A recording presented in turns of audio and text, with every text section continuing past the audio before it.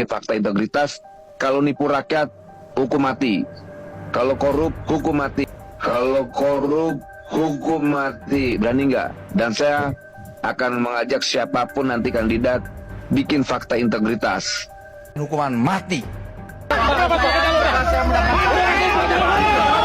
Faktanya sampai detik ini korupsi berjalan.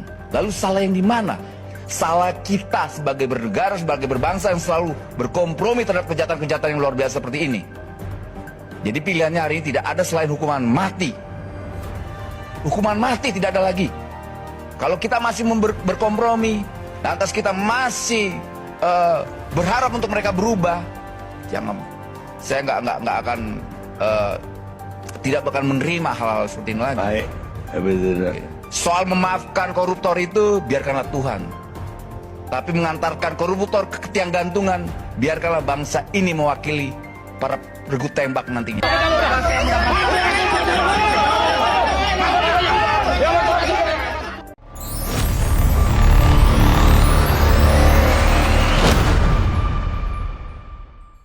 Emmanuel Ebenezer, nama ini dulu sempat dielu-elukan sebagai sosok yang berani bicara lantang. Dengan penuh percaya diri, ia pernah menyerukan agar para koruptor dihukum mati. Ucapan itu menggema seolah menegaskan dirinya berdiri paling depan dalam barisan pejuang keadilan. Ia tampil layaknya sosok yang tanpa kompromi terhadap kejahatan korupsi, penyakit bangsa yang sudah mengakar begitu dalam. Namun, ironi datang begitu cepat. Waktu membuktikan mulut yang berapi-api ternyata tak selalu sejalan dengan perbuatan. Kini, justru Emmanuel Ebenezer sendiri yang ditangkap atas dugaan korupsi.